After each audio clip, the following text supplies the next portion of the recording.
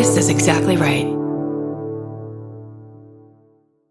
We know so much more about our skin than we used to. And we know how important it is to take care of it with CeraVe. CeraVe facial cleansers don't strip the skin. They strengthen the skin barrier from day one. I've always used CeraVe. They have little samples at my dermatologist as I'm leaving, and they don't do that with just anything. CeraVe is the #1 dermatologist recommended cleanser brand and offers a range of facial cleansers for all skin types. Find yours. Goodbye. The Hulu original series Furious is now streaming on Hulu and Hulu on Disney+. Starring Emmy Rossum as Alice Black, Furious follows a rookie FBI agent on the hunt for Catherine, played by Lola Pettigrew, a mysterious and calculating female serial killer. While Alice upholds justice, Catherine kills for it, terrorizing the rich and powerful men of New York in her pursuit of vengeance. With secrets that change everything, Alice discovers there's a thin line between hunter and prey. Watch the Hulu original series Furious. Now streaming on Hulu and Hulu on Disney Plus for bundle subscribers. Terms apply. Goodbye. New beginnings are exciting, especially when they come with 4 wheels. If you're shopping for your next car, start your search with Cars.com. Cars.com has the tools and expert advice to help you find exactly what you're looking for. With more than 2 million new and used vehicles nationwide, it's easy to search, compare, and find the right fit for you. Cars.com is there when you're dreaming, planning, or ready to embrace the new. Start your search with Cars.com. Where to next? Goodbye. Everyone loves the idea of spending an afternoon curled up with a good book. Well, grow up, because it's almost impossible. Luckily, you can take your next great story with you on Audible. Audible has a massive selection of titles to choose from, including This American Life, new books by Michael Connelly, along with classics from Agatha Christie, and so much more. Whether you want a mystery, a true crime story, or something completely different, there's always something new to listen to. New members can start listening with a 30-day free trial at audible.com/MFM. Audible, stories that speak to you.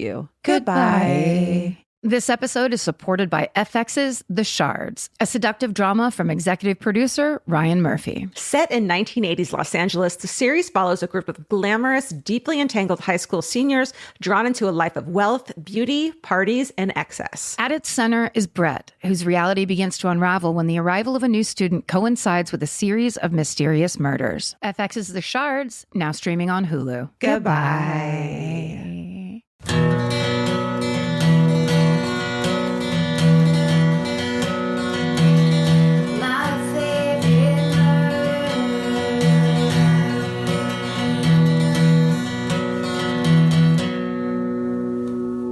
Hello and welcome to My Favorite Murder. That's Georgia Hardstark. That's Karen Kilgara. And it's St. Patrick's Day, everybody. Welcome to our St. Patrick's Day party. I noticed that whoever got these balloons, very Protestant based. The orange represents Northern Ireland. I just want to say right now, I didn't know that. There'd be a lot more green in here if I was the one at the... There was a green shamrock balloon situation. They didn't float. I'm sorry. Oh, is that true?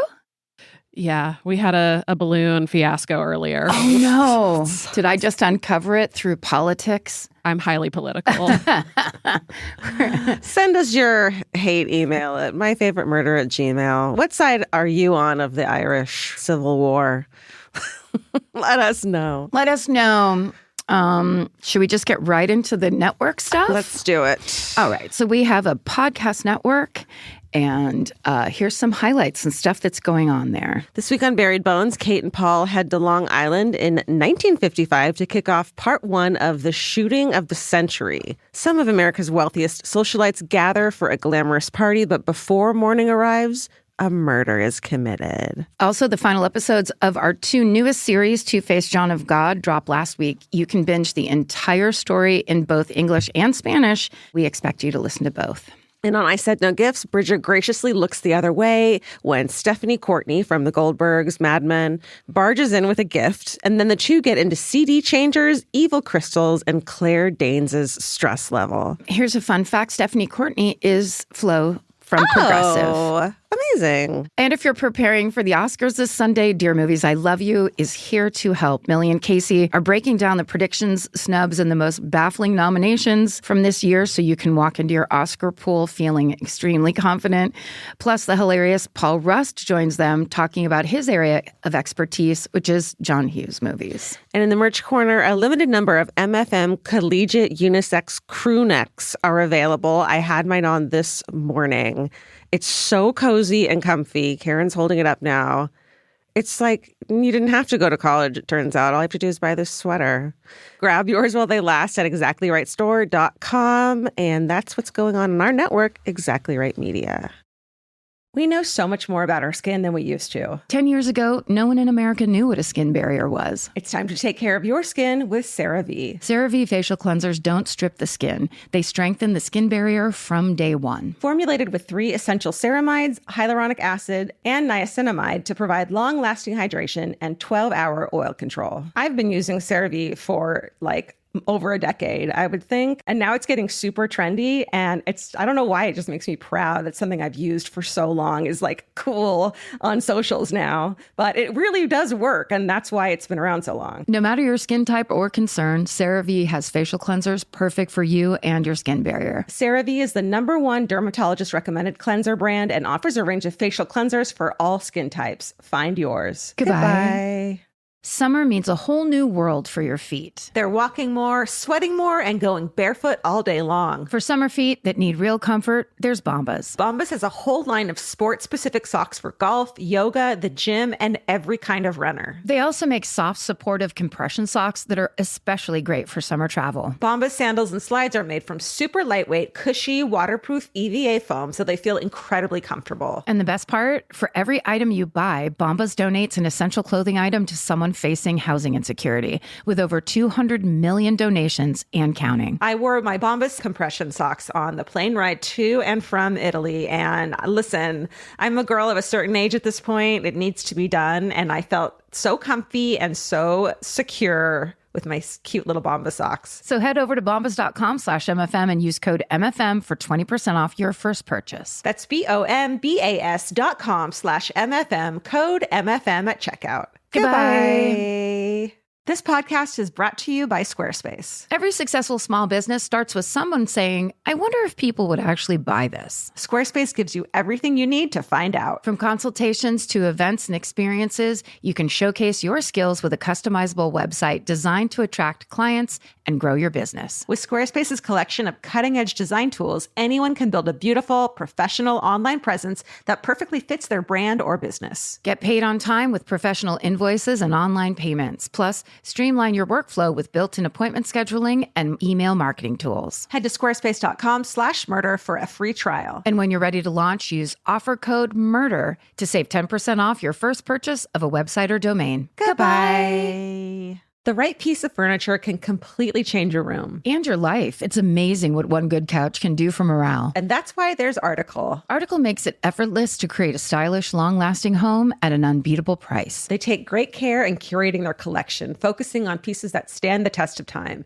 There's no filler. Every item is chosen for its craftsmanship, design, and lasting value. And with Article's 30-day satisfaction guarantee, you can shop with confidence, knowing that if you're not completely in love with your new furniture, you can easily return it. I recently needed to replace my old outdoor dining room table and chairs, so of course I went straight to Article. They have the Sarik outdoor dining set. I got it in khaki green. It's such a cute, minty green. It looks so good in my backyard. I can't wait to have alfresco dinners all summer.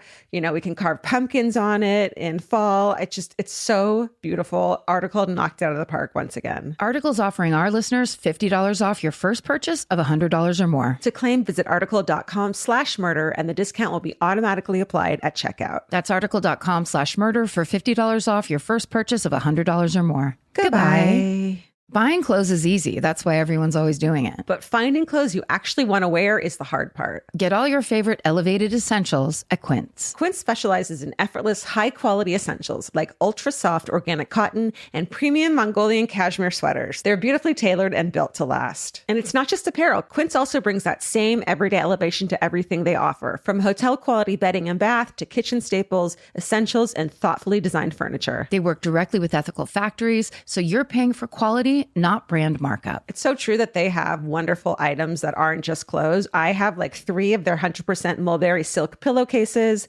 I've bought throws from there. I've bought bedding from there. And it is just as great quality as their clothes and super affordable. Upgrade your everyday. Download the Quince app for app-exclusive offers or go to quince.com/MFM.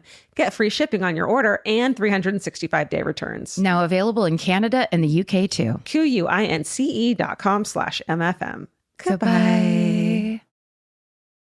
And I go first today. So Marin, I believe, suggested this after reading a book, and the book is Bad Bridget, Crime, Mayhem, and the Lives of Irish Immigrant Women by Drs. Elaine Farrell and Leanne McCormick. How fitting. So, of course, as we are heading into St. Patrick's Day, we do love to celebrate the holidays here on My Favorite Murder. It's what we do. But I'm going to zoom in on a very specific corner of the Irish diaspora, which is Irish girls and women who emigrated to North America in the late 1800s and the early 1900s. We remember them as tireless, resilient, selfless women who worked their fingers to the bone to build a better life for their families. It's very true, being very related to some Irish women of this era were distinct, they were diverse, they were complex, and regardless of whether history remembers them individually as saints or sinners, their stories are always filled with an incredible amount of humanity and, of course, humor. So here's a few of the cases unearthed by the Irish historians Elaine Farrell and Leanne McCormick for their book, Bad Bridgets. There's also a deep dive podcast that they made called Bad Bridget. So if you want to hear more of these stories, because they've got a bunch of them, because it's basically like the crime records of the day. So you can go and listen to that. So these women basically are referred to as Bad Bridgets because Bridget is a very common Irish name at the time.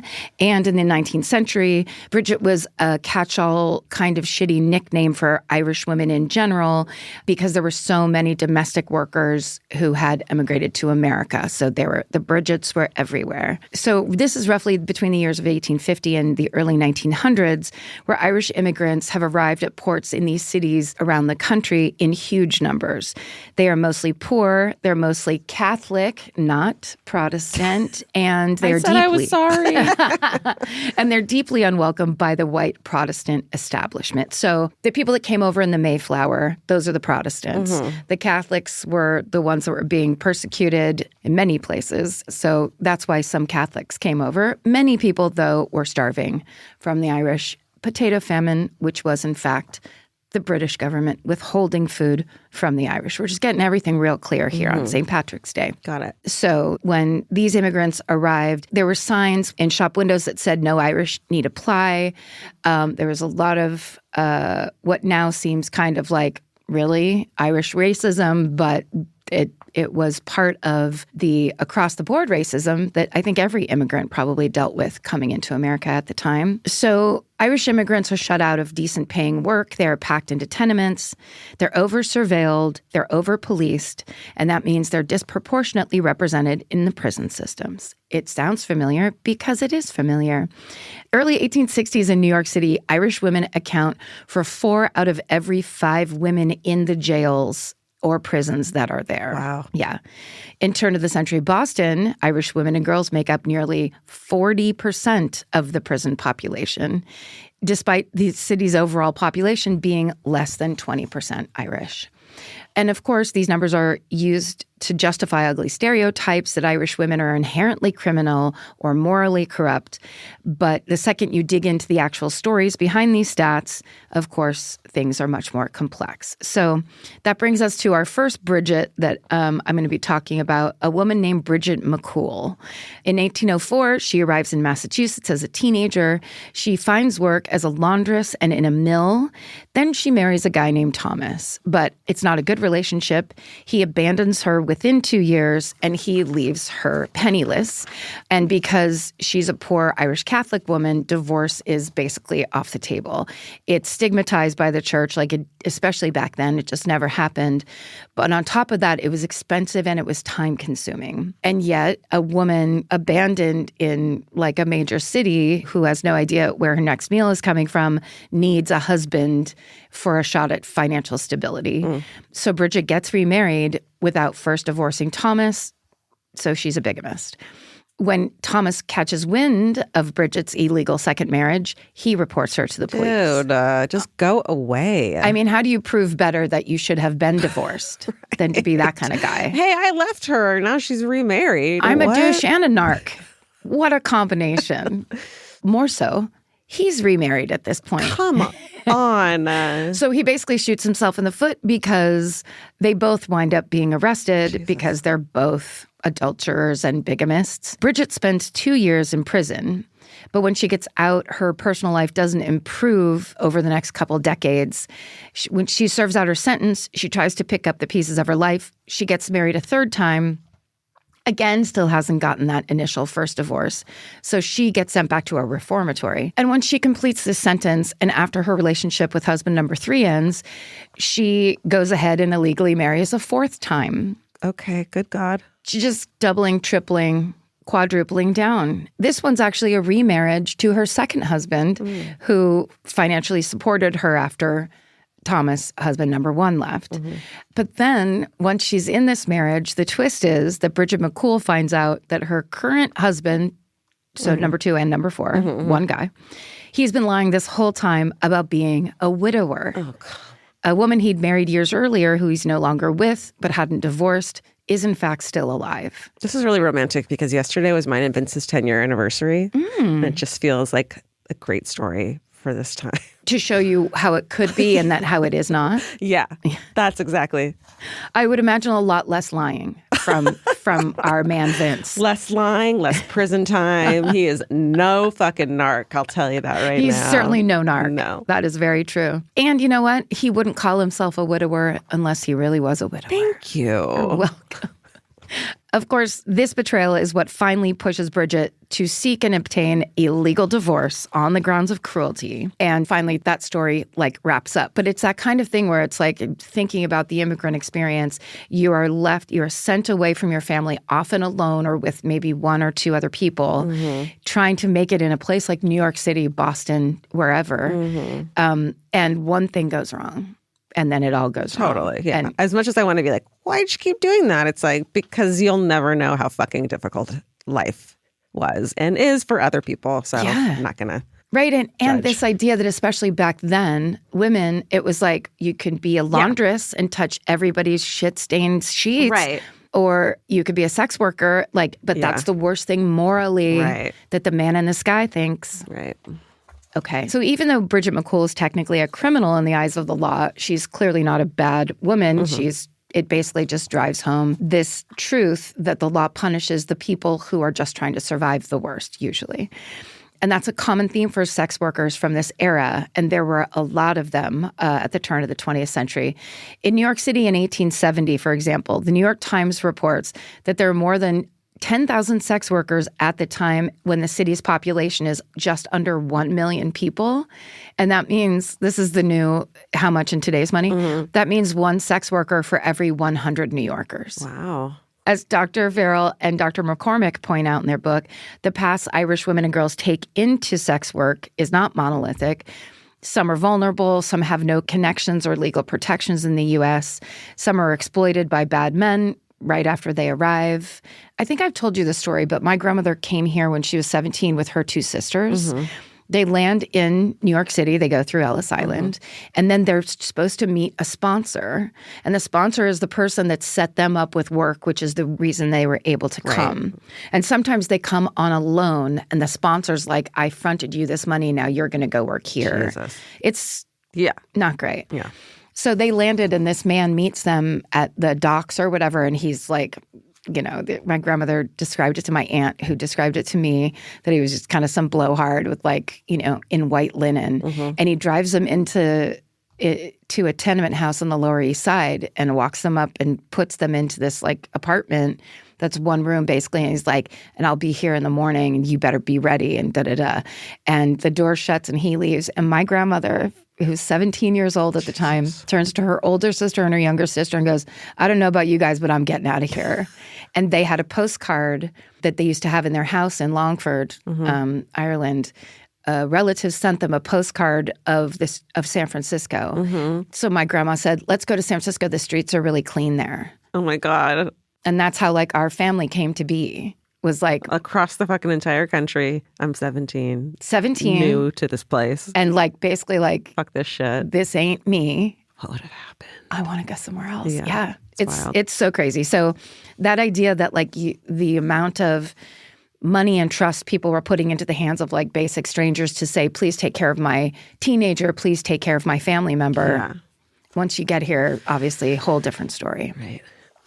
So many enter sex work because it's preferable to low-pay, taxing labor, long hours of domestic or laundry work. I mean, there's some people who just make that choice, but oftentimes people are forced into it. And of course, there's all the risks that come with that decision, which is, of course, disease, infection, unwanted pregnancies, male violence, and then incarceration. So this brings us to our second Bad Bridget, a woman named Marion Canning, who arrives in New York City in 1890 when she's 18 years old.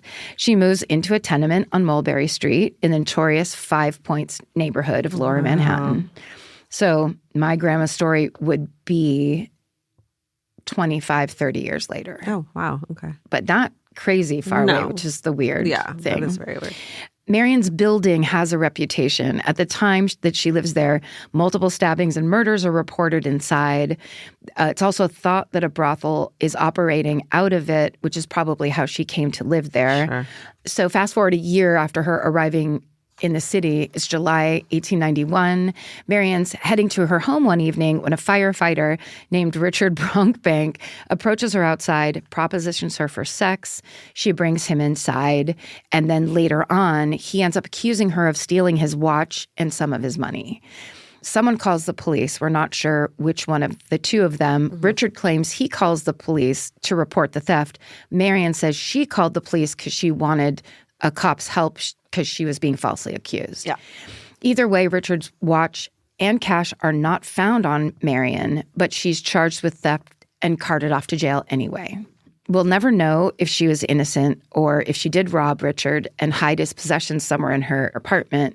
What we know is that many sex workers of this era do pick through their clients' pockets, knowing that the stigma of them hiring a sex worker is going to keep them from being reported. Right. But even if Marion is innocent of this crime, which she very well might be, she's guilty by her association with sex work in the eyes of the people that they're reporting to, and she pays the price for it. She's sentenced to 7 years in prison for this unproven theft. Wow.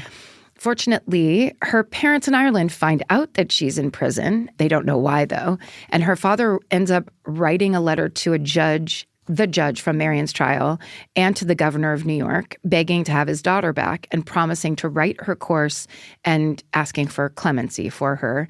And it actually works. The governor's sympathetic, and Marion, who's now 21, gets a pardon.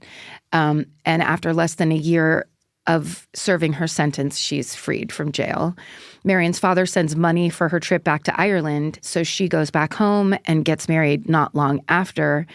And as Leanne McCormick writes, quote, "It's unlikely that anyone in her hometown ever knew the exact details of what had happened to her in New York. The disgrace attached to being in prison would have been enough to prevent a marriage taking place, never mind the additional shame of having been involved in sex work." Right. So she's incredibly lucky because she has the kind of family that's like, wait, we can take her back and we can do something with this. But most people were leaving and the end. Totally. And she lived a quiet life after that. So both Bridget McCool and Marion Canning are punished and criminalized for trying to make their way in a foreign land without money, connections, or protection. And there, of course, are countless stories like this. But not every Bad Bridget fits this mold. The next Bridget I'm going to tell you about seems to commit crimes because she's really good at it, not because she's desperate. That sounds fun. Right? So we're back in New York City, 19th century, and the police are doing something revolutionary for the time, which is they're photographing criminals and compiling their images into big books that are basically our early mugshot databases. This is really helpful because so many criminals take on aliases and basically it's easy to evade the law because they're just kind of like, no, it's me, Jerry. Totally. Seinfeld, you know. No, wait, that's Jerry Garcia, and you know it. I know it, and you know it. We can't prove it. Oh, so of course, mugshots are like such scientific advancement because now suddenly it's not based on memory. It's like, it's this guy right here. They assemble one book in 1886 that features 204 criminals at large in New York City. And one of those criminals is Old Mother Hubbard. No. Well, not the real one. Got it. Not the... Not the one that's trying to feed her dog. Got it. No, this was the nickname that this woman got because she just looked like an unassuming little old lady. Her name is actually Margaret Brown.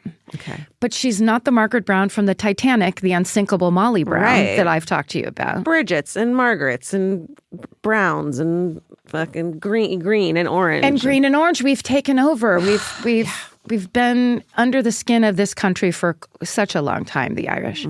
So this Margaret Brown, which is, I think, like being named Jim Smith, probably. There's a lot of unknowns about her. And of course, she does have many other names besides Margaret Brown. We don't even know if that's her real name. It's just one of the names. She claims her legal name is Elizabeth Haskins.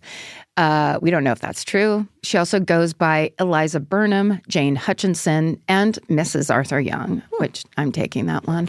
We don't know how old she is. Some of the best historical sources place her anywhere from her 60s to her 80s.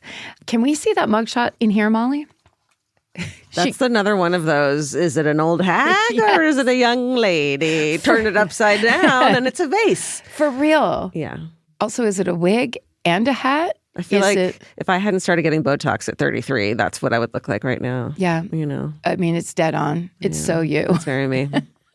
You and your big hats and your downturn. I love it when people's expression is like literally fully downturned, where it looks like Margaret can't smile if she wants to. No. If only she knew she was surrounded by beautiful balloons. This is where you get to, Margaret. Okay, so I think in that picture, I think she was, if it's 1886, I bet you she was in her late 50s. Yeah. It's one of those. Yeah. What she is a superstar street thief who's operated in a large number of cities like Boston, Philly, St. Louis, as far away as Texas. Local newspapers have described her as, quote, one of the most successful and notorious pickpockets and shoplifters in the country. I mean, can we just say how fun is your life? Sorry, don't fucking steal from people, but look. She's like, I stole that hat. I stole it right off the dummy's head. Okay, so here's what we can piece together about Margaret's life. She's born in Ireland. She emigrates to the U.S. She takes on legitimate domestic work. And she eventually falls in with a woman named Frederica Mandelbaum, or Marm, or Mother Mandelbaum. And we've actually talked about Mother Mandelbaum on this show before. She's a legendary fence. So remember that lady that used to sell stuff? Like the criminals would come to her and she was like the middleman? No, but it sounds right. It's a Mandelbaum. Yeah. Mrs. Mandelbaum. And she's basically made her own way with the criminals and by the criminals. She moves stolen goods. Okay. And she becomes a maternal figure for the gang of burglars and thieves and con men and women. Yes, I remember her now, yeah. On the Lower East Side. Margaret Brown is one of those people. Okay. Marin very clearly said, note to Karen, Mandelbaum is Jewish, not Irish. Yeah. And also you covered her. Right. That makes sense. All of it. The name of the episode you covered her in is called, is episode 414, Weather Influencers. Remember that hit? No, but I'm on so much Sudafed right now, so it's okay. We'll just focus. Yeah. Is going fast helping, or would it be better to go slow? No, I'll fall asleep if you go slow. Okay. Margaret's specialty is pickpocketing, which at the time is mostly left to children and sex workers. Those little grubby hands. Yeah, get in there. Yeah. It's like the best thing about, for me, the musical Annie is just the idea that it's like, well, there's orphans, but there's also children on the street, urchins that are out there just like making it work. Yeah. But Margaret, who has a kind face and pretty hazel eyes, of course, has a real knack because she looks like a sad little old lady. Never expect an old lady to do anything. No. So she develops her own signature MO. It's complete with a costume. She always wears these long calico dresses like Little Bo Peep or Mother Goose. Picturing my cat for some reason, calico. There's a lot of fur on the outside. Patches. Okay. Basically doing grandma drag. Yeah. So it really looks like she's unassuming and right.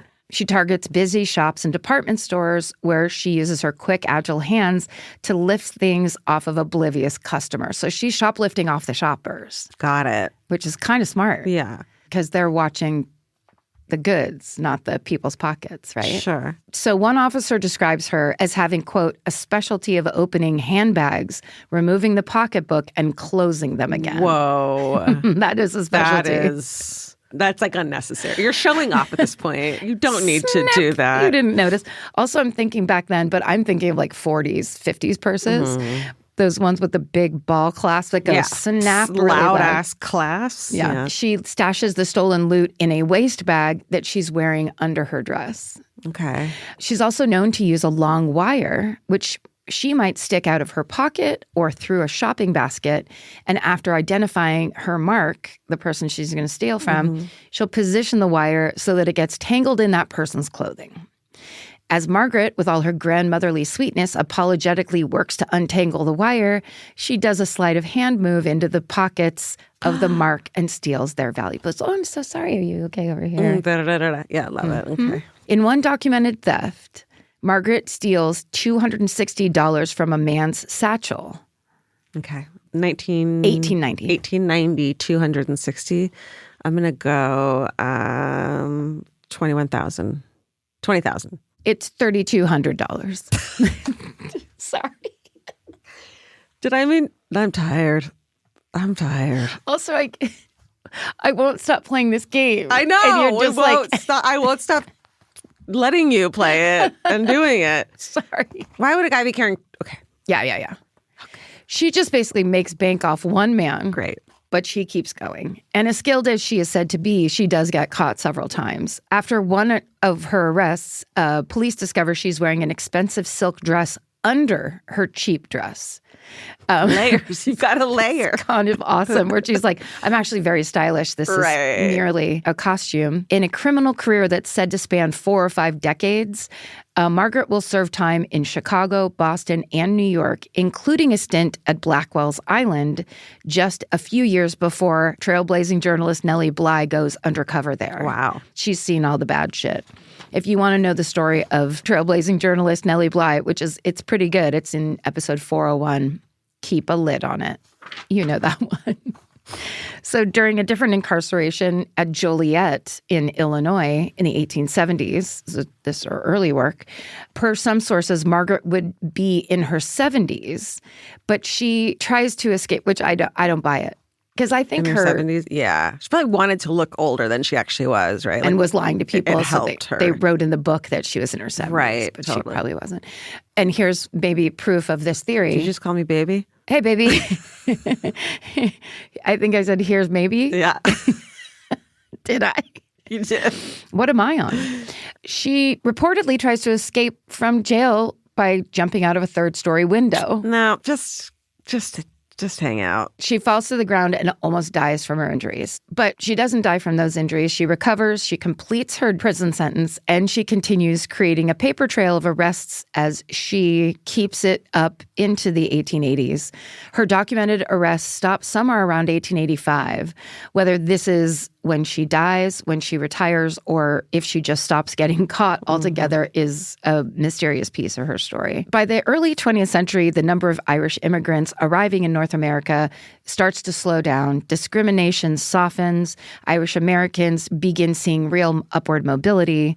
As Elaine Farrell and Leanne McCormick write in their book, Bad Bridget, quote, the dominant narrative of Irish immigration to North America became focused on those who came from humble beginnings in Ireland and made a better life for themselves. They or their children went on to become pillars of society. They became the Kennedys, a political dynasty, or the Eatons, who established Canada's largest department store chain. But as the Irish became more upwardly mobile, establishing themselves within North American society, there was no appetite on either side of the Atlantic to face up to the reality that many Irish female immigrants did not succeed, and that many ended up on the wrong side of the law. Telling the stories of these women is crucial to our understanding of the Irish past. End quote. And so today, as we celebrate St. Patrick's Day, we are honoring the Bridgets of all kinds, and the Margarets, and the Marians, and the Annies, and her two sisters, who as poor women belong to a demographic that is so often omitted from history books. But now, thanks to the tireless efforts of Farrell and McCormick and all of the historians that are keeping all of this history alive for all of us, and the history of the Bad Bridgets alive specifically, the stories are finally being told. And of course, there's a movie in the works starring Daisy Edgar Jones from Normal People. Nice. And it's going to be directed by the director Rich Pepiot. But I don't know if you ever saw the 2024 movie Kneecap about the Irish rappers, and they're super political, and it's amazing. Is it a documentary or is it? It's scripted. It seems like, what do they call that? It's like a pseudo-doc where it's like scripted, but it's based on their real lives. Yeah. And how they basically busted out as these kind of like Irish, I guess, rappers, but they like, their shit is about like freeing Palestine and stuff. Wow. Like they're hyper political, global. It's very, very cool. And the movie's great and got a lot of awards. So the Bad Bridgets movie is going to be made by the Kneecap guy, which is nice. Very deserved, very on theme. And that's the story of the Bad Bridgets of early America. Wow. I love that term, Bad Bridgets. Like, that just encapsulates so much. Do you have pictures? The Lower East Side, that's 5 points. There's a tenement house. Oh, look at that tenement house. Picture my grandma going, I don't know about you guys, but I'm not staying here. Absolutely not, she said. She said, no way. Too much clutter. God, that's so crazy. There's the mugshot database. It wasn't a book. Wow. That's why Marin called it a database. It literally looks like mini x-rays. It does, like a x-ray board. There it is. Oh, there we go. God, if I could find one of those in an estate sale, my life would be complete. In the basement of a Lower East Side old tenement house. That's in there. Just go in. Because the individual pictures in that thing are incredible, I bet you. I mean, there's her, and then there's... That's like the find. Someone let us know. That's like, remember in the very beginning of the podcast, and I was like, I've always wanted one of those Dare drug suitcases that they would bring to Dare and show you all the different kinds of drugs. And someone went in their dad's fucking ex-cop garage and sent me that. He got it. So we're asking for this now. Ship it. Ship this. We wanted to express this rare antique. We'll just hang it there, and then when we have pictures for our stories, we'll put them in that. I love it. And light them up. We'll use it for good. We promise. Well, great job. Yeah. Bad Bridgets. If that's not a fucking punk band yet, then come on. All lady punk band. Let's talk to the Kneecap Boys about it. That's right. We know so much more about our skin than we used to. 10 years ago, no one in America knew what a skin barrier was. It's time to take care of your skin with CeraVe. CeraVe facial cleansers don't strip the skin. They strengthen the skin barrier from day one. Formulated with 3 essential ceramides, hyaluronic acid, and niacinamide to provide long-lasting hydration and 12-hour oil control. I've been using CeraVe for over a decade, I would think. And now it's getting super trendy. And I don't know why, it just makes me proud that something I've used for so long is cool on socials now. But it really does work. And that's why it's been around so long. No matter your skin type or concern, CeraVe has facial cleansers perfect for you and your skin barrier. CeraVe is the #1 dermatologist recommended cleanser brand and offers a range of facial cleansers for all skin types. Find yours. Goodbye. Get into the Hyundai Getaway Sales event and get away with a deal so right, it almost feels wrong. Right now, you can get great deals on Hyundai's most popular models, from hybrids to EVs and more. Score on the adventure-ready SUVs like the Hyundai Kona, Tucson, Santa Fe, or Palisade, or the bold and tech-inspired Elantra. And the most advanced and capable Sonata or Sonata Hybrid yet. Or go all-electric with the Ioniq 5 or Ioniq 9. But getting away with a great deal is just the beginning, because every new Hyundai is backed by America's best warranty. Which means you can shop with confidence and drive with unrivaled peace of mind. So get down to your local Hyundai dealer and get away with a deal you'll truly love, but don't wait. The Hyundai Getaway Sales event won't be around for long. Visit HyundaiUSA.com now for details. Goodbye. This episode is supported by FX's The Shards, a seductive drama from executive producer Ryan Murphy. Set in 1980s Los Angeles, the series follows a group of glamorous, deeply entangled high school seniors drawn into a life of wealth, beauty, parties, and excess. At its center is Brett, whose reality begins to unravel when the arrival of a new student coincides with a series of mysterious murders. FX's The Shards, now streaming on Hulu. Goodbye. Grocery shopping seems like it should take 20 minutes. And then 2 hours later, you're standing at the checkout with a frozen pizza and 6 different types of chips. Lucky for you, there's Hungry Root. Hungry Root is like having your own personal shopper and nutritionist all wrapped in one. They'll take care of the weekly grocery shopping and recommend groceries and meals tailored to you. Once you tell them about your goals and preferences, they fill your cart with personalized recommendations. And those recommendations get smarter as Hungry Root learns more about what you did or didn't like. Most of Hungry Root's recipes can be made in just 15 minutes or less. You can't get any easier than one pan shakshuka. I've always said that. Yeah, I love the convenience and also the fact that I don't have to go park anywhere. Thank God Hungry Root's around to help us shop and help us build really healthy and delicious meals. For a limited time, get 40% off your first order, plus get a free item in every box for life. Go to hungryroot.com/MFM and use code MFM. That's hungryroot.com/MFM, code MFM to get 40% off your first box and a free item of your choice for life. Goodbye. Buying clothes is easy. That's why everyone's always doing it. But finding clothes you actually want to wear is the hard part. Get all your favorite elevated essentials at Quince. Quince specializes in effortless, high-quality essentials like ultra-soft organic cotton and premium Mongolian cashmere sweaters. They're beautifully tailored and built to last. And it's not just apparel. Quince also brings that same everyday elevation to everything they offer, from hotel-quality bedding and bath to kitchen staples, essentials, and thoughtfully designed furniture. They work directly with ethical factories, so you're paying for quality, not brand markup. It's so true that they have wonderful items that aren't just clothes. I have like 3 of their 100% mulberry silk pillowcases. I've bought throws from there. I've bought bedding from there. And it is just as great quality as their clothes and super affordable. Upgrade your everyday. Download the Quince app for app-exclusive offers or go to quince.com/MFM. Get free shipping on your order and 365-day returns. Now available in Canada and the UK too. QUINCE.com/MFM. Goodbye. All right. Well, mine's actually like a kind of scammy, similar in scam. Yes. You know, the scam world, although very different and a little more, not a little more, very more current day. Mm-hmm. So this story is about a bright teenager who got caught up in a tall tale and wound up telling an elaborate hoax that fooled... Is it me? that fooled half of the media industry in New York during a time when the media industry in New York was substantially bigger and, you know, more impressive, I think, than it is now. This is the story of Mohammed Islam. The main sources used for the story are reporting from The Guardian and the New York Observer, and the rest of the sources can be found in the show notes. So it's the fall of 2013. Take us back. And we're in Stuyvesant High School in Lower Manhattan. Stuyvesant is one of New York City's 9 specialized high schools. So they have these high schools. Admission to these schools is determined only by a single academic entrance exam, which is all 8th graders take. It's really difficult to get into these schools. Yeah. It's an incredibly competitive environment, and the pressure is very high. If you get in, you still fucking better perform. And actually... That's how school is. Yeah. It's not that one test. No. Fame is one of those schools, like the school where Fame came from is one of the schools. It happens to just be performing arts at that one. All the other ones are based more on... Sorry. No, I just, when you said that about the schools, I thought of the Fame High School, but then I was like, don't try to change the subject to what you like talking about. So that's kind of exciting that it is. Kate went to that high school. Stuyvesant? You bet. Am I saying it right? She says it's right. What the fuck? God damn it. Don't walk out there. That's crazy. Wait, like hot lunch jam? You stood on the table in the cafeteria and stuff? Not the Fame one.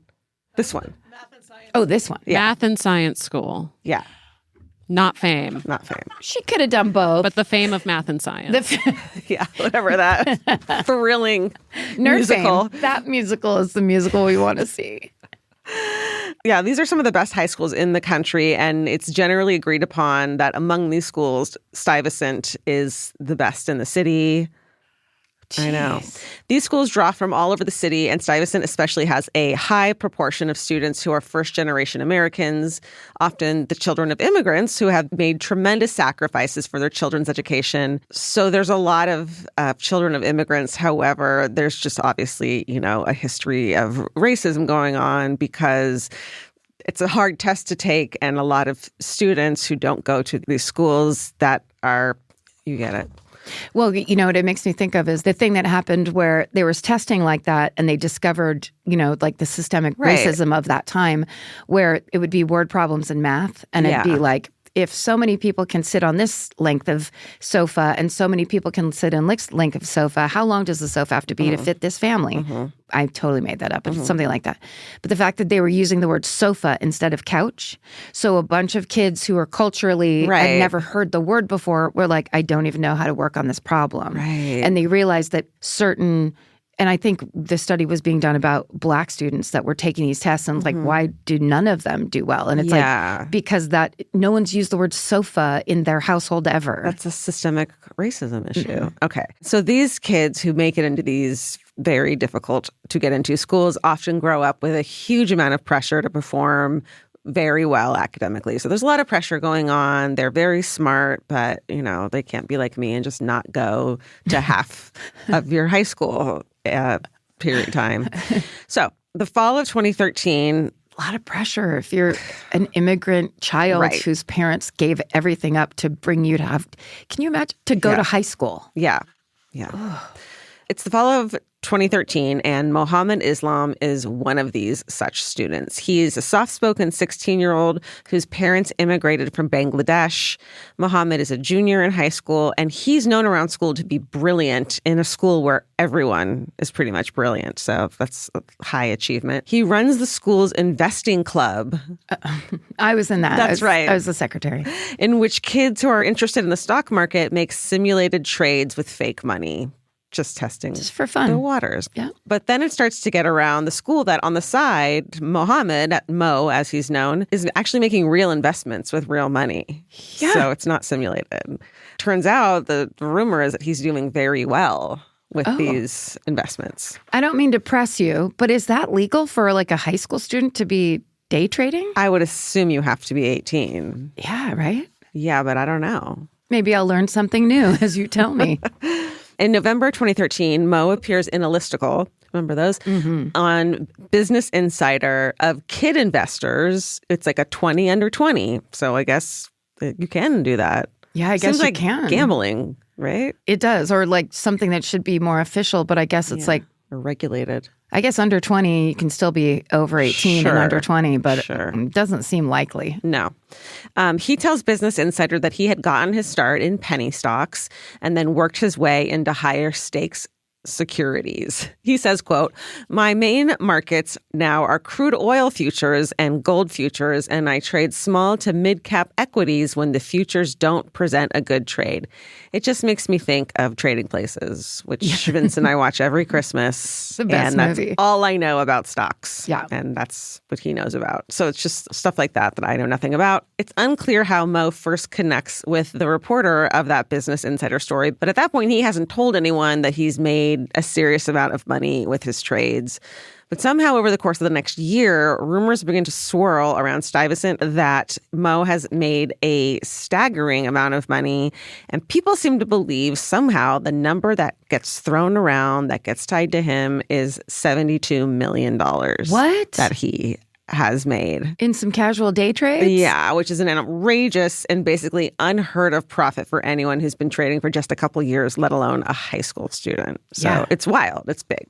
A whole year goes by. And then in December of 2014, New York Magazine includes an article about Mo in its annual Reasons to Love New York issue. Money. Because of Money Kids. Money Kids. Money Kids opening for Bad Bridget. And Newsies. At Zebulon this weekend. It sounds like what happened is a parent of another student at Stuyvesant heard about Mo, then passed the story along to his colleagues at the magazine.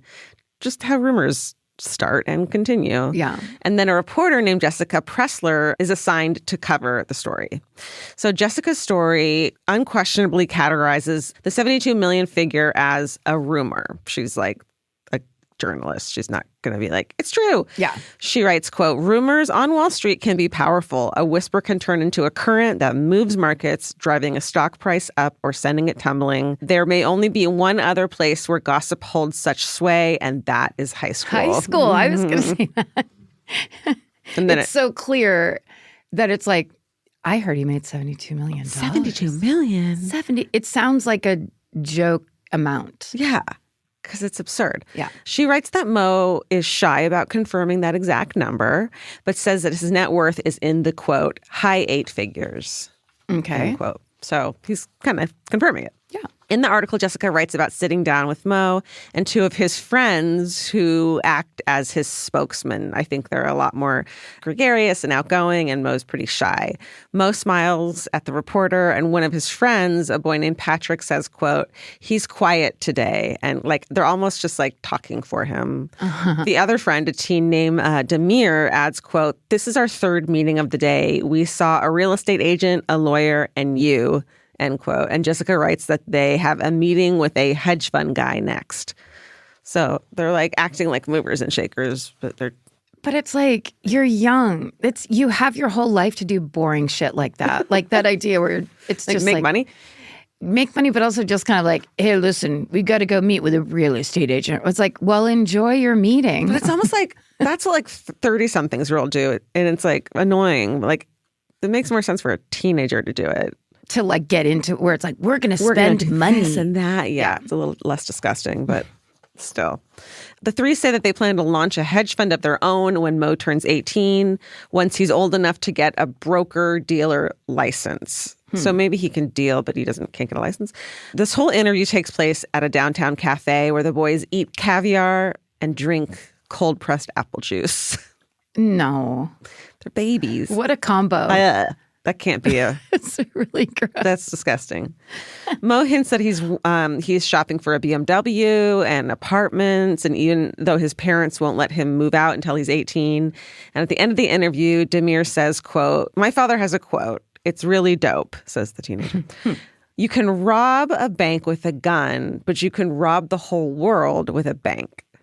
Which I kind of fucking love. Oh, shit. Yeah. I think we've really learned that here in 2026, that is You sure have. absolutely not an exaggeration. No. Before the article is published, New York Magazine's fact checkers get in contact with Mo, asking for proof that his claims of an income in the high 8 figures is true. The fact checker winds up going down to Stuyvesant so that Mo can provide a bank statement. And Mo gives the magazine what appears to be a Chase bank statement confirming an 8-figure balance. So they did do their due diligence. Due diligence. You can't say that. Not on St. Patrick's Day. Yes. Okay. So many drugs. The day the article is published, it completely blows up. Everyone who sits at a desk in 2014 who spends some of their workday scrolling on Twitter reads this article. It, let's say it goes viral. Yeah. It gets picked up by other outlets. The New York Post, of course, runs the story and puts that $72 million number in the headline, kind of being, they're not the biggest fact checkers of all time. So they're just like. Because you said it was like the 20 teens, right? It's 14, yeah. So it's. People are getting into clickbait. Exactly. People love a clickbait headline click. Sure do. Doesn't matter if it's true. And it's picked up by many other sites and like kind of then treated as fact in a way. Yes, I have a little experience with that, as do you. Sure do. But then pretty quickly, like a bunch of people stop and really think about the details. A return of $72 million in just a couple of years of investing is basically impossible, like not even just unheard of. It's not possible. Business reporters immediately start to have doubts, as Ken Curson from the New York Observer will later write, quote, even if this working class kid had somehow started with $100,000 as a high school freshman on day one at Stuyy, he'd have needed to average a compounded annualized return of something like 796% over the 3 years since. Then he says, come on, man, end quote. So Mo and Demir are invited to appear on CNBC to talk about their investment strategy, because they're fucking whiz kids. Hey, man. Yeah. But while they're on their way to the studio, as this story is blowing up, the Business Insider reporter who had featured Mo on the list of the kid investor story calls and starts asking them some follow-up questions. a little late. At this point, Demir confirms to the reporter that $72 million number is a rumor, but he says, quote, pretty sure Mo is a great trader and a genius, end quote. Sure. What's it called? Dialing it back?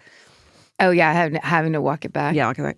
The CNBC studios are across the Hudson River in New Jersey, so by the time the boys get there, they're pretty rattled because clearly people are onto them. Mo at first doesn't want to get out of the car even, which is like, God, I've been there. Eventually, some producers coax the boy into the building and they're brought to the office of CNBC's editor-in-chief.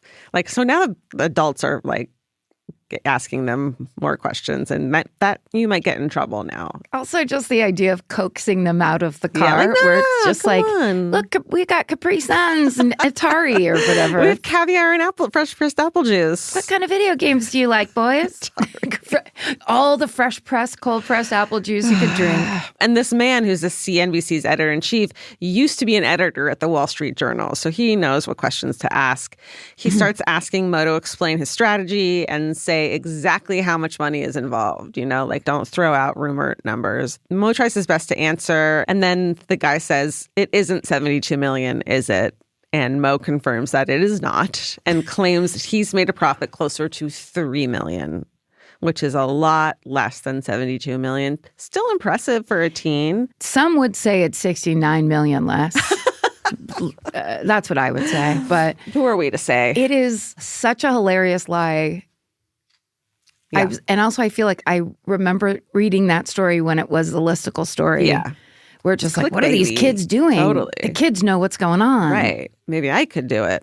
No, you can't. And then the boys declined to go through with the on-air interview, which is smart. But CNBC reports what they have learned. So the fucking jig is up. That very evening, Demir and Mo, both 17 years old, mind you, hire a crisis PR firm and then head straight from CNBC to their offices, to the crisis PR's office, because they're like, fuck.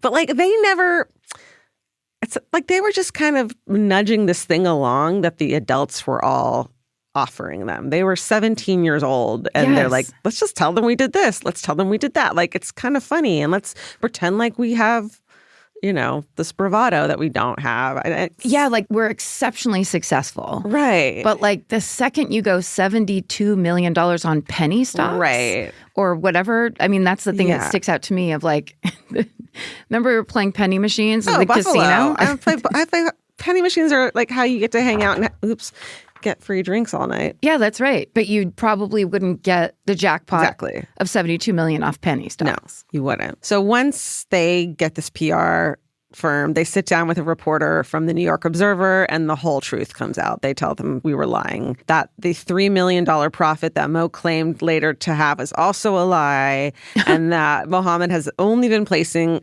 simulated trades.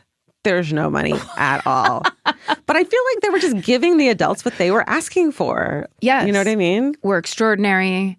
We get good grades. We go to this route school. Yeah. We can do anything. We just lied about dumber shit when we were in high school. They lied about something that adults cared about, I guess. Yeah, they like, instead of being like, I'm going to be at Georgia's house. Right. And then you're like, I'm going to be at Karen's house. Right. And then the big lie is we're drinking behind the grocery store. Those aren't my cigarettes. Those are Karen's cigarettes. She asked me to hold them for her. You know how Georgia loves clothes, Mom. She does it every time. I have to hold them. Yeah. So he hasn't made any money at all. And Mo does say that if he had been investing money, he would have done really well. But it doesn't. Me too. I know, me too. Mo tells the reporter that his parents are furious with him about his lies. He says, quote, honestly, my dad wanted to disown me. My mom basically said she'd never talk to me. Their morals are that if I lie about it and don't own up to it, then they can no longer trust me. He's a fucking teenager. He adds that he's been sleeping over at a friend's house because his parents are so upset with him. He doesn't want to say who, but it seems like Demir is the one. And it seems like they're having a great time and just like being teenagers and kind of like reveling in this. It's like this thing that keeps moving forward, even though it shouldn't have a long time ago. Yeah, they made themselves a story. Right. And the adults fell for it. Totally. And there is a victory in that if you're a 17-year-old in high school. Totally. Like these fucking actual business people believed you. Meanwhile, on Twitter, Jessica Pressler, remember the journalist who wrote that original story, not saying it was true, but saying these are the rumors. She defends her story, saying that she saw the bank statement and that the New York Magazine isn't a financial publication anyways. So it's not like a Wall Street Journal where the questions would have been asked about the actual earnings. Yeah. But that's a misstep because Jessica had been hired to work on a new investigations team at Bloomberg, which is a financial publication. And Bloomberg winds up rescinding the job offer. I think she kind of gets some egg on her face from it. But Jessica does stay at New York Magazine and goes on to report some very juicy stories in the future. And she does have a redemption arc. She will later say that she had a funny feeling about the story and asked her editor to check it out before running it, which is what they're supposed to do. Yeah. And that didn't happen. New York Magazine changes the headline on the story to take out that $72 million number and adds a note at the top explaining the situation. The note says, quote, "We were duped." Yeah. And then Allie wrote a note to me saying, I was a cub reporter at Bloomberg when all of this was happening. Whoa. Allie, my fucking incredible researcher. Yeah. She said there was a commotion. Jessica Pressler does fine in the end. She writes the article that becomes the basis for the movie Hustlers. Yes. Right? Great Fuck movie. Yeah. And later winds up reporting the Anna Delvey story. Oh. So she does okay. She is fine. Yeah, she proves herself. Well, and I think doesn't that kind of point back to that's the kind of journalism, like you were saying, it's not finance journalism. Yeah. It's grabby. Personality based. Yeah. It's very internet-y, can you believe this is real? Whatever. Yeah. And that is it's almost like human interest of, did you even know there was a person like this? Right. Right. So the New York Observer reporter Ken Kurson wraps up his article like this, quote, "No one asked for my opinion, but I'm going to provide it anyway." Love that. Cool. "Having sat with these kids for a good bit on a tough day, they got carried away. They're not children, but they're not quite adults either. And at least Mr. Islam was literally quaking as we spoke." So I feel like his boisterous friends were say it. And it just became bigger than it was supposed to. And it just so happened that they were in fucking Manhattan. And so it became huge. Also, don't you think that his name is Mo, Mo's friend, there's one guy in there and you know the type. And he's Mr. Big Personality. He's the personality hire. He's so fun. Energy. Ideas. Yeah. Good times. Yeah. He's the rumor. He spread that rumor, I bet. Hell yes. You know what my friend did? You know what my friend, you know what we're going to do? We're going to eat fucking caviar and apple juice all day. Do you want to come with us? There's that where the guy that has the goods, they're we're going to do a bunch of stuff because of you. You're our smartest friend. We're going to spread a rumor about you. I'm the loudest friend. I'm the loudest. You're the smartest. Let's do this thing. Yeah. Now, there's a third guy because there's always a third guy. Always. So, they should have known better. But New York and the New York Post probably should have as well. This story smelled fishy the instant it appeared, and a quick dance with a calculator probably would have saved these young men and a couple of reporters some embarrassment, end quote. Oh, that's his quote? A quick dance with a calculator is such a funny way to say it. Yeah, I know. That's part of Ken's quote. And that is the story of a rumor that swept the halls of Stuyvesant High School and briefly fooled the world, or at least some of the world. Story of Mohammed Islam. As you were kind of wrapping it down, it's these are kids at an incredibly competitive high school. Yeah. We're excelling at anything. You have to do it, and you're used to being top 3 in your class. Now you're bottom 20. Right. It makes sense that you'd be, maybe this will make me special. Maybe this will make me stand out. Let me spread this rumor. It goes a little too far. We got money, baby. Yeah. We're getting invited to parties. My parents are mad at me. Oh, shit. I have to talk to a reporter, and it's making me shake. Yeah. But I'm bringing my friend, so he's going to do it. He's going to mouth off. Jesus. There's your podcast right there. There you go. There it is. Well, thank you and for listening, everyone, and thank you for, St. Patrick. Do you think maybe we thank St. Patrick for getting rid of all the snakes? Oh, that's what he did, right? I think so. Okay, well, Vince will like that. He hates snakes. Yeah, you should go over there. Okay, I'm wearing green. Celebrate, eat you. I couldn't believe I found this. The green I had on was such a non-green color, and I was like, oh, I don't really have anything. And then all of a sudden I look over. I was like, you have to wear it. Have to represent. Yeah, definitely. Well, you did it. And thanks for representing here, everyone. We appreciate you guys listening. Hey, and just remember, you can do anything if you have two sisters along with you, because that's really that's the magic of all of this. Am I right? You are. Stay sexy. And don't get murdered. Goodbye. Elvis, do you want a cookie?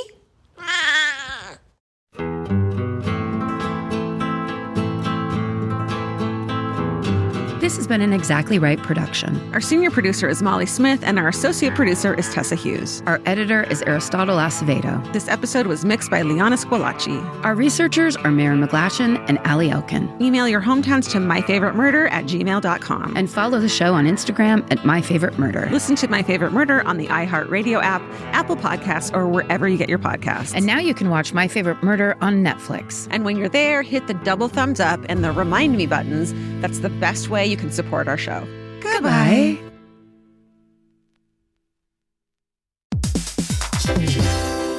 Hey, everybody. Here's the thing about other home security systems. They're all designed for after the window breaks, after someone's inside, after you get the notification, after the police come. SimpliSafe is the first system designed for before, stopping a break-in before it even begins. That's right. Unlike traditional security systems that only alert you after a break-in is already underway, SimpliSafe is designed to help prevent the crime before it starts. Their cameras can detect suspicious activity at the perimeter and alert live U.S.-based agents. Then SimpliSafe's agents assess the threat, intervene, speak through the camera to scare off the intruders, and call for 911 dispatch. That's right, and SimpliSafe has been protecting your world for 20 years, everybody. So celebrate their anniversary and save 60% on your new SimpliSafe system at simplisafe.com/stuff. That's 60% off, you guys, at simplisafe.com/stuff. Plus, when you order, write in our show name and the How Did You Hear About Us survey to let them know that we sent you. Don't forget, there's no safe like SimpliSafe.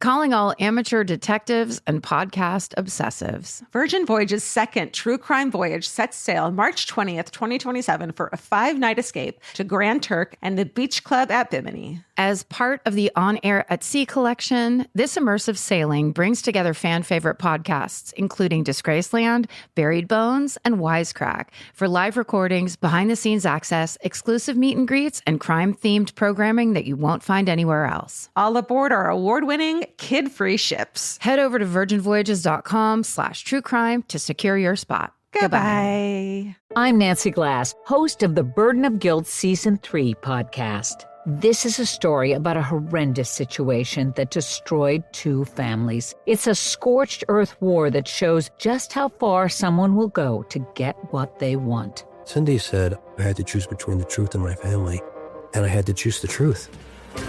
Listen to Season 3 of Burden of Guilt on the iHeartRadio app, Apple Podcasts, or wherever you get your podcasts. Betrayal Weekly is back with brand new stories. From threatening text messages disturbing a small Midwestern town. It was from an unknown number. Who else is getting these messages? Why did it start with us? To long cons and stolen identities. Who lies about being this sick? This was the last time I ever believed a word she said. Listen to Betrayal Weekly on the iHeartRadio app, Apple Podcasts, or wherever you get your podcasts. It's Chelsea Handler from Dear Chelsea. This season, we've got some awesome guests ready to dole out advice. Guests like Tiffany Haddish, kind of slide into people's DMs. I like Bumble. Also, girlfarmersonly.com. Like, estate sales, funerals, auctions are usually good. There's a lot of good men there. Grocery stores near gyms. Darcy Carden, Sherry O'Terry, Anna Ferris, Dave Franco, Madeline Klein, Adam Scott, T.S. Madison, and more. Listen to Dear Chelsea on the iHeartRadio app, Apple Podcasts, or wherever you get your podcasts.